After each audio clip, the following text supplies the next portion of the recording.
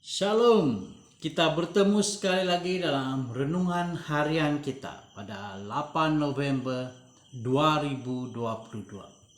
Petrus berhenti menyebut orang najis atau tidak tahir. Ia berkata kepada mereka, "Kamu tahu betapa kerasnya larangan bagi seorang Yahudi untuk bergaul dengan orang-orang yang bukan Yahudi atau masuk ke rumah mereka. Tetapi Allah telah menunjukkan kepadaku bahwa aku tidak boleh menyebut orang najis atau tidak najis."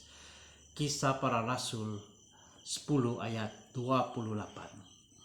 Petrus ialah seorang nelayan dari Laut Galilea dan mungkin tidak mempunyai minat sama sekali untuk pergi ke pejabat pos tempatan untuk memohon paspor.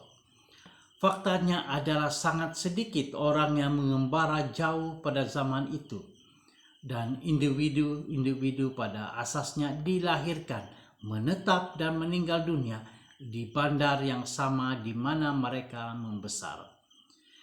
Jadi tidak diragukan bahwa Petrus benar-benar berada di luar zon selesanya apabila dia dan Yohanes disuruh pergi ke Samaria untuk membuat tindakan susulan ke atas peminat Injil yang telah wujud di sana. Suatu hari sebelum makan tengah hari, Petrus naik ke atas bumbung rumah untuk berdoa dan menerima satu penglihatan yang sangat menggelisahkan yang meminta dia memakan daging-daging haram dan menjijikkan. Penglihatan itu diulang dan sekali lagi. Rasul yang merasa ngeri itu benar-benar tidak tahu apa yang harus difikirkan.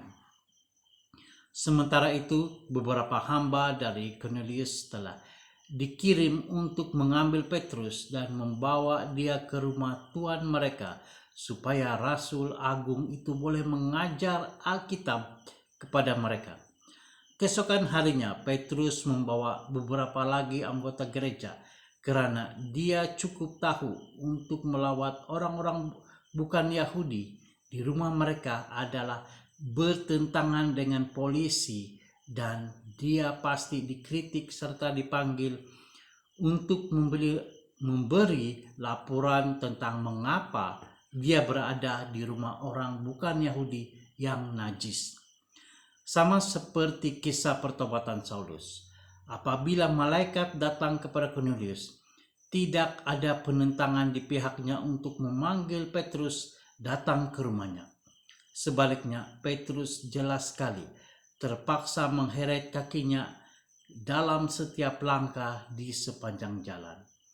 Walaupun dia ragu-ragu, namun Roh Kudus datang dan memberkati orang-orang bukan Yahudi itu. Dengan itu memberi isyarat kepada gereja bahwa Tuhan juga mahu menggabungkan semua orang ke dalam persekutuan umat-umat percaya. Semoga Tuhan membuka hati kita kepada pimpinannya dalam kesaksian kita kepada orang lain. Mari kita berdoa. Terima kasih Tuhan karena memberikan kami hari yang begini indah pada hari ini. Terima kasih juga karena telah memberikan kami renungan firman-Mu Tuhan. Dan biarlah renungan ini terus menguatkan lagi kerohanian kami. Dan kami dapat merendahkan hati, dapat menyediakan hati kami kepada firman-Mu Tuhan. Dan seterusnya kami dapat menyampaikan Injil yang Tuhan berikan. Dan kami dapat kongsikan kepada orang lain. Terima kasih Tuhan, dalam nama Yesus kami telah berdoa. Amin.